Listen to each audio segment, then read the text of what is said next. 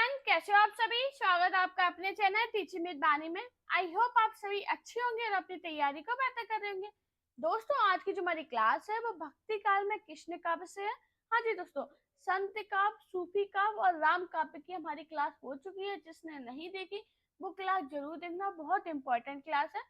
आज की क्लास में हम कृष्ण काव्य के इम्पोर्टेंट प्रश्नों को करेंगे। तो चलिए आज की वीडियो को स्टार्ट करते हैं।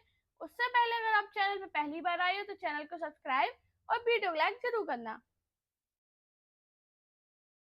आज का हमारा पहला क्वेश्चन है, पुष्टि मार्ग के प्रवर्तक कौन थे?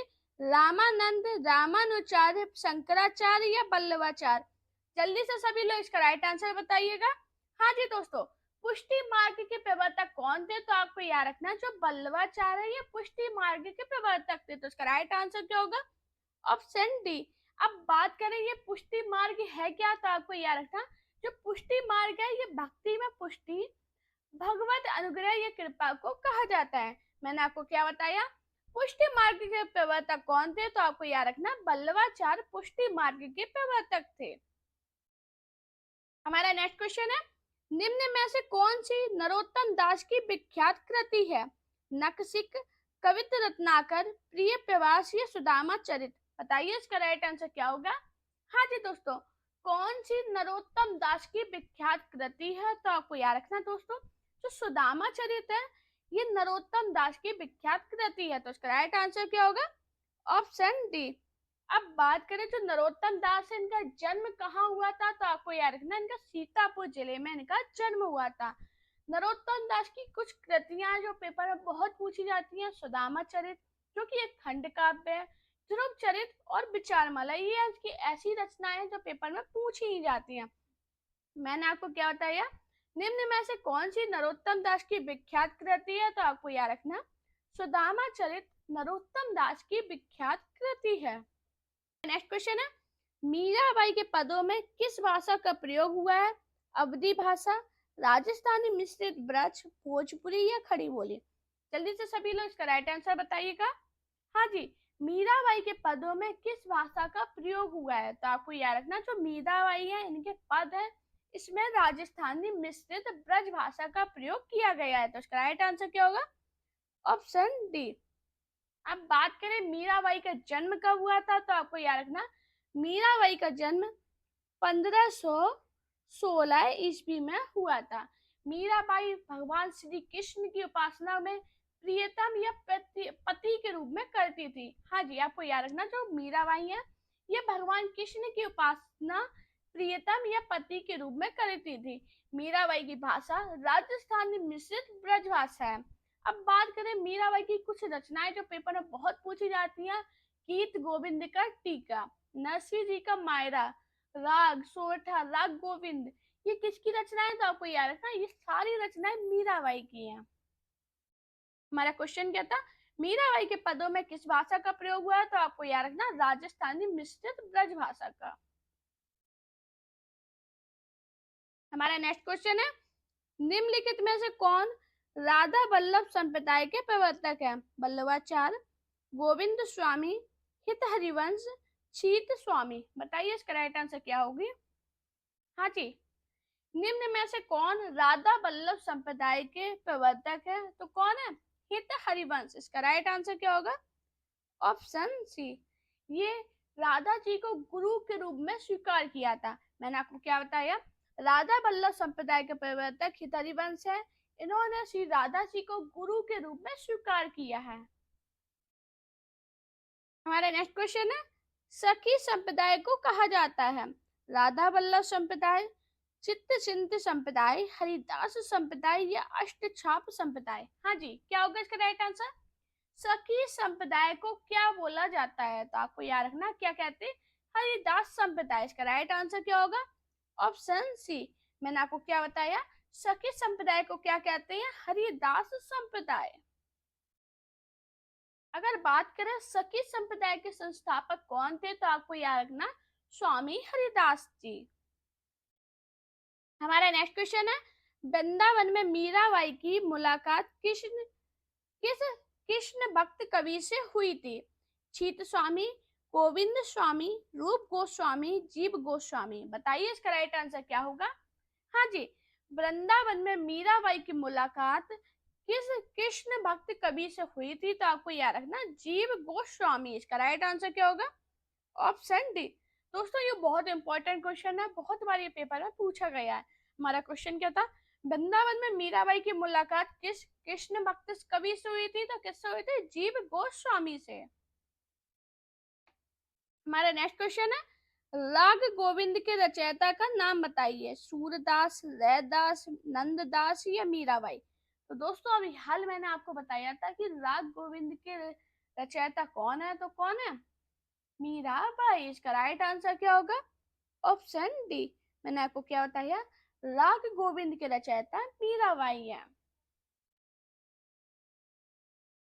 हमारा नेक्स्ट क्वेश्चन है मीराबाई की उपासना पद्धति थी सखा भाव की, मधुर भाव की, पुष्टि मार्ग की या श्रुति सम्मत हरि भक्ति पद की? बताइए इसका राइट आंसर क्या होगा? हाँ जी, मीराबाई की उपासना पद्धति क्या थी? दोस्तों ये इतना इंपॉर्टेंट क्वेश्चन है, जाने कितने एग्जाम में ये पूछा गया कि मीराबाई की उपासना पद्धति क्या थी। तो आपको याद रखना माधुर्य भाव की। इसका राइट आंसर क्या होगा? Option B. जो मीराबाई थी ये संप्रदाय की निरपेक्ष थी और ये कृष्ण भक्त कवित्री थी। हाँ जी, आपको याद रखना, सभी को पता होगा वैसे मीराबाई कृष्ण भक्त कवित्री थी, ये संप्रदाय निरपेक्ष थी और मीराबाई की उपासना पद्धति क्या थी? माधुर्य भाव की। हमारा नेक्स्ट क्वेश्चन है बसो मेरे नैनन में नंदलाल किसकी पंक्ति है? सूरदास की, मीराबाई की, नंददास की या कृष्णदास की? बताइए इसका राइट आंसर क्या होगा? हाँ जी, बसो मेरे नैनन में नंदलाल किसकी पंक्ति है? तो आपको याद रखना किसकी है? मीराबाई की। इसका राइट आंसर क्या होगा? Option B. दोस्तों ये भी पंक्ति बहुत बार पेपर में पूछी गई है।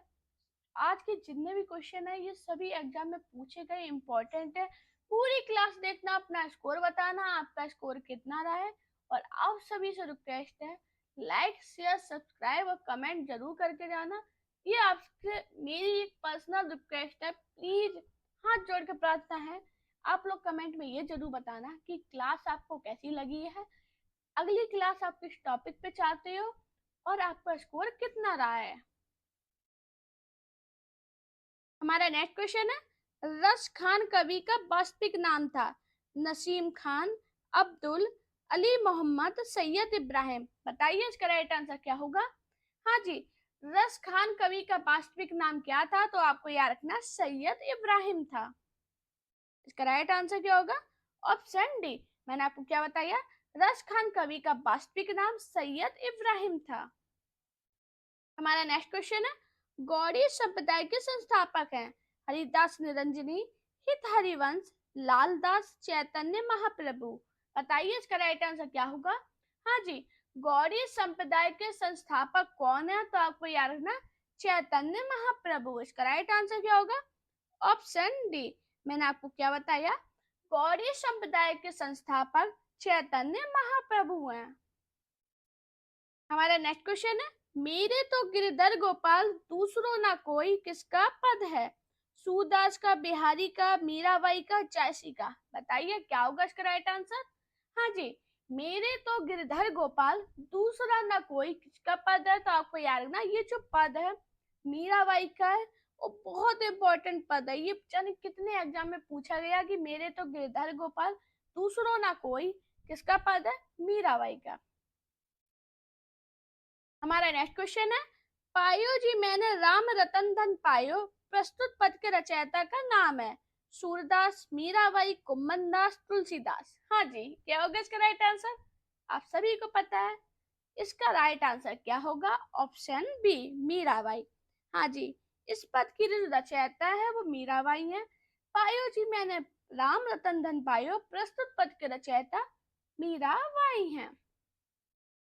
हमारा नेक्स्ट क्वेश्चन है मीराबाई का मलाल किसकी कृति है? मीराबाई की, छीत स्वामी की, नंददास की या गोविंद स्वामी की? हाँ जी दोस्तों, क्या होगा इसका राइट आंसर? दोस्तों मुझे ये जरूर कमेंट में करना, अभी आप संस्कृत साहित्य पहले पढ़ना चाहोगे कि या हिंदी ग्रामर, मतलब हिंदी व्याकरण पहले पढ़ोगे या संस्कृत साहित्य पढ़ोगे? तो ये मुझे कमेंट कर देना कि आप पहले क्या पढ़ना चाहते हो, जिससे मैं आपकी अगली क्लास ला सकूं। हाँ जी, मीराबाई का मलाल किसकी कृति है? तो आपको याद रखना ये किसकी कृति है? हाँ जी, ये खुद मीराबाई की है। तो इसका राइट आंसर क्या होगा? Option A. मैंने आपको क्या बताया? मीराबाई का मलाल किसकी कृति है? मीराबाई की। हमारा नेक्स्ट क्वेश्चन है, निम्नलिखित में से कौन कृष्ण भक्ति शाखा के कवि नहीं थे?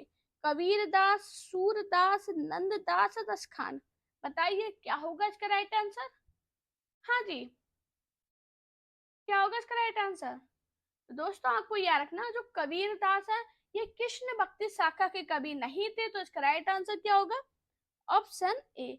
अब ये कृष्ण भक्ति शाखा के कवि नहीं थे तो कौन थे? आपको याद रखना, कबीरदास संत काव्य धारा या निर्गुण काव्य धारा के प्रमुख कवि थे। कौन थे?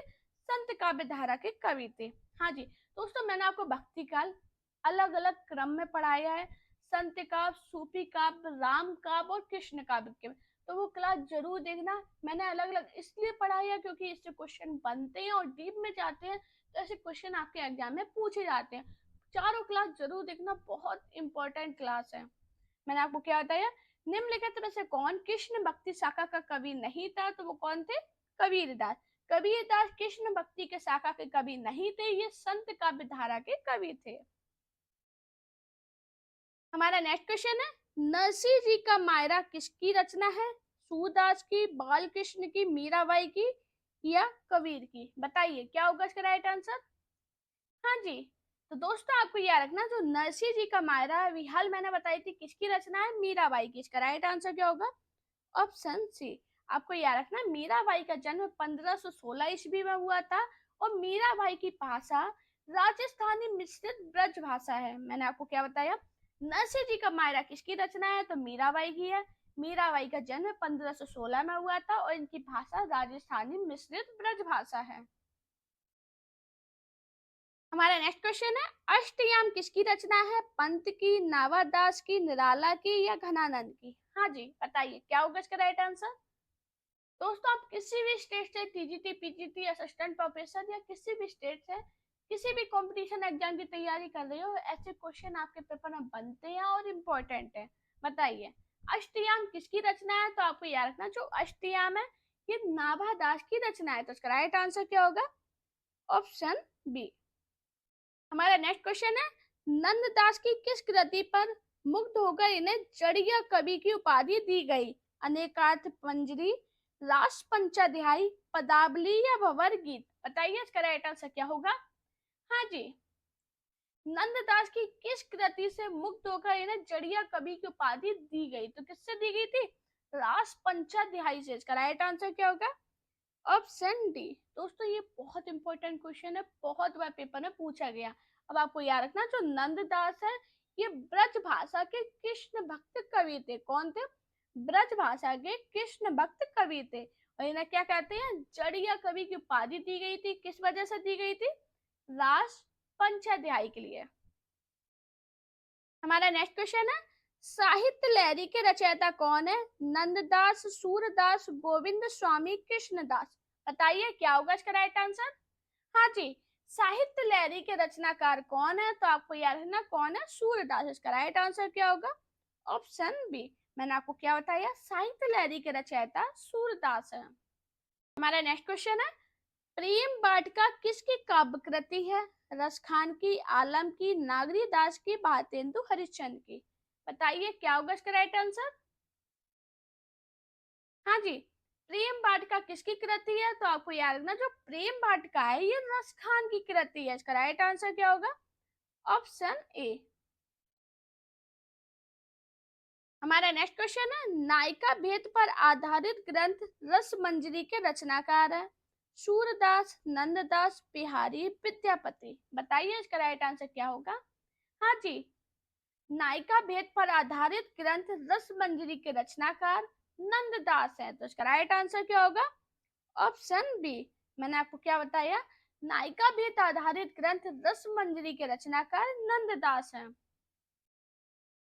हमारा नेक्स्ट क्वेश्चन है, भ्रमर गीत का उपजीव ग्रंथ कौन सा है? श्रीमद् भागवत महापुराण, विष्णु पुराण, हरिवंश पुराण या शिव पुराण? बताइए क्या होगा इसका राइट आंसर? हाँ जी, ब्राह्मण गीत पर उपजीव ग्रंथ कौन सा है? तो कौन सा है? श्रीमद् भागवत महापुराण। इसका राइट आंसर क्या होगा? Option A. हमारा नेक्स्ट क्वेश्चन है, सूरदास की दुष्टकूट पद किस काव्य पंथ संकलित है? सूरसागर, सूरसावली, साहित्य लहरी, इनमें से कोई नहीं। हाँ जी, क्या होगा दोस्तों राइट आंसर? दोस्तों आप सभी का टारगेट है, मैं हर क्लास में आपसे बोल रही हूँ, 100 लाइक, 100 कमेंट और 100 सब्सक्राइबर का। तो प्लीज आप लोग इतना शेयर करो क्लास को, जल्दी से हमारे 5000 सब्सक्राइबर कराओ। आपका टारगेट है, ये आपका चैनल है, आपका टारगेट है, आपको कितने सब्सक्राइबर कराने हैं। मैं आपसे रिक्वेस्ट कर रही हूँ कि प्लीज आप लोग शेयर जरूर करो और सभी को बताओ कि मैम क्लास स्टार्ट कर चुकी है, डेली क्लास देखनी है और हमें प्यारा सा कमेंट करना है कि क्लास आपको कैसी लगी है।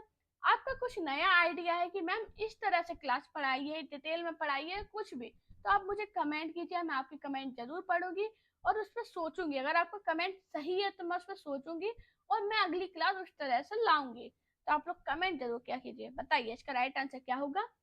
हाँ जी, सूरदास के दृष्टकूट पद किस काव्य ग्रंथ से संकलित है? तो किससे? साहित्य लहरी से। इसका राइट आंसर क्या होगा? Option C. हमारा नेक्स्ट क्वेश्चन है, श्रृंगार और वात्सल रस का सम्राट किस कवि को कहा जाता है? तुलसीदास को, नंददास को, सूरदास को या कृष्णदास को? बताइए इसका राइट आंसर क्या होगा? हाँ जी, श्रृंगार और वात्सल रस का सम्राट किस कवि को कहा जाता है? तो आपको याद रखना किसे कहते हैं, सूरदास को। इसका राइट आंसर क्या होगा? Option C. मैंने आपको क्या बताया, कृष्ण भक्ति शाखा के प्रतिनिधि कवि सूरदास को श्रृंगार और वात्सल रस का सम्राट कहा जाता है। हमारा नेक्स्ट क्वेश्चन है, गौड़ी संप्रदाय के प्रवर्तक आचार्य थे? पल्लवाचार्य, चैतन्य महाप्रभु, माधवाचार्य या स्वामी हरिदास? दोस्तों इसका राइट आंसर मुझे सभी लोग कमेंट में बताना कि इसका राइट आंसर क्या होगा। बाकी मैंने आज आपको 24 क्वेश्चन कराए हैं, 24 में मुझे अपना कमेंट जरूर करना कि आप कितने क्वेश्चन सही कर पाए हो। और ये 25 नंबर का जो हमारा क्वेश्चन है, इसका आंसर मुझे कमेंट में करना, देखते हैं कितने लोग सही कर पाते हैं।